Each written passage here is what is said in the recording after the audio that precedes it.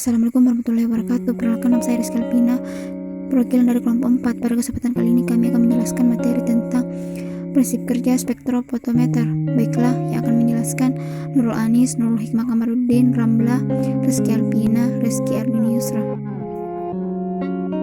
Spektrofotometri. Spektrofotometri adalah salah satu metode dalam kimia analisis yang digunakan untuk menentukan komposisi suatu sampel baik secara kuantitatif dan kualitatif yang didasarkan pada interaksi antara materi dengan cahaya, sedangkan peralatan yang digunakan dalam spektrometri disebut spektrofotometer. Cahaya yang dimaksud dapat berupa cahaya visible, UV, dan inframerah, sedangkan materi dapat berupa atom dan molekul, namun yang lebih berperan adalah elektron valensi. Spektrofotometri dapat dianggap sebagai suatu perluasan pemeriksaan visual yang dengan studi lebih mendalami dari absorpsi energi radiasi oleh macam-macam zat kimia, memperkenalkan dilakukan pengukuran ciri-ciri serta kuantitatifnya dengan ketelitian yang besar. Sinar atau cahaya yang berasal dari sumber tertentu disebut juga sebagai radiasi elektromagnetik. Radiasi elektromagnetik yang dijumpai dalam kehidupan sehari-hari dapat berupa cahaya matahari. Keuntungan utama metode spektrofotometri adalah metode ini memberikan cara sederhana untuk menetapkan kuantitatif zat yang kecil. Hasil yang diperoleh cukup akurat, di mana angka yang terbaca langsung dicatat oleh detektor dan tercatat dalam bentuk angka digital. Baiklah, apa itu spektrofotometer? Spektrofotometer merupakan salah satu peranti penting dalam dunia medis dan industri kimia. Alat ini terdiri dari spektrometer dan fotometer. Spektrometer adalah menghasilkan sinar dari sebuah spektrum dengan panjang gelombang tertentu, sedangkan fotometer adalah alat mengukur adanya intensitas cahaya yang ditransmisikan atau istilah lainnya diabsorpsi. Spektrofotometer adalah alat yang digunakan untuk mengukur energi secara relatif jika energi tersebut ditransmisikan sebagai fungsi dari panjang gelombang.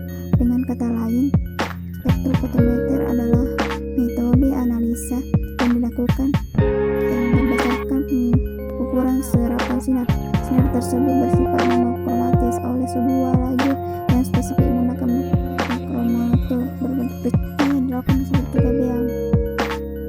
Bagian-bagian spektrofotometer. Yang pertama, sumber cahaya pada spektrofotometer haruslah memiliki pancaran radiasi yang stabil dan intensitasnya tinggi. Sumber energi cahaya yang biasa untuk daerah tampak. UV dengan dekat adalah sebuah lampu pijat dengan kawat rambut terbuat dari wolfat. Lampu ini mirip dengan bola pijar. Biasa daerah panjang gelombang adalah 350 atau 2200 mm. Kromato adalah alat yang berfungsi sebagai pengurai, menggerakkan cahaya polikromatis menjadi beberapa komponen panjang gelombang tertentu yang berbeda terdispersi. Two-phase spektrometer adalah salah satu alat yang digunakan tempat sebagai contoh duplikasi yang dianalisis. Two-phase biasanya terbuat dari kuarsa, kaca plastik dengan bentuk tabung 4 persegi panjang 1 x 1 cm dengan tinggi 5 cm. Detektor adalah memberikan respon terhadap cahaya pada berbagai gelombang panjang. Detektor akan mengubah cahaya menjadi sinar listrik yang selanjutnya akan ditampilkan oleh penampilan data dalam bentuk jarum petunjuk atau angka. Prinsip kerja spektrofotometer. Prinsip kerja spektrofotometer adalah bila cahaya monokromatik maupun campuran jatuh pada suatu medium homogen, sebagian dari sinar yang masuk akan dipantulkan, sebagian diserap dalam medium itu, dan sisanya diteruskan. Nilai yang dikeluarkan oleh cahaya yang diteruskan dinyatakan dalam absorbansi karena memiliki hubungan dengan konsentrasi sampel. Prinsip kerja spektrofotometer menganut hukum Lambert-Behr. Hukum Lambert-Behr akan berjalan jika 1. Sinar yang masuk atau yang mengenai sel sampel berupa sinar dengan panjang gelombang monokromatis. 2. Penyerapan sinar dalam larutan tidak dipengaruhi adanya larutan lain dalam satu larutan. 3. Penyerapan dapat terjadi dalam volume larutan yang memiliki luas penampang atau kavot yang sama. 4. Larutan yang diukur haruslah benar-benar jernih supaya tidak hamburan cahaya partikel koloid. 5. Memiliki konsentrasi analit rendah, sebab jika konsentrasi analitnya tinggi, maka akan mengganggu kelinearan grafik absorbansinya. Baik, terima kasih. Saya akan melanjutkan materi mengenai jenis spektrometer berdasarkan kelasnya. Dibagi menjadi 2 macam, yaitu single beam dan double beam.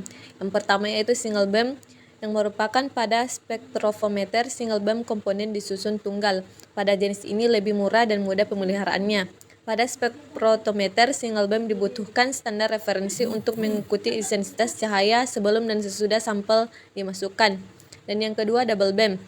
Pada spektrofometer double beam, sumber cahaya dibagi menjadi dua berkas cahaya setelah melewati monokrometer.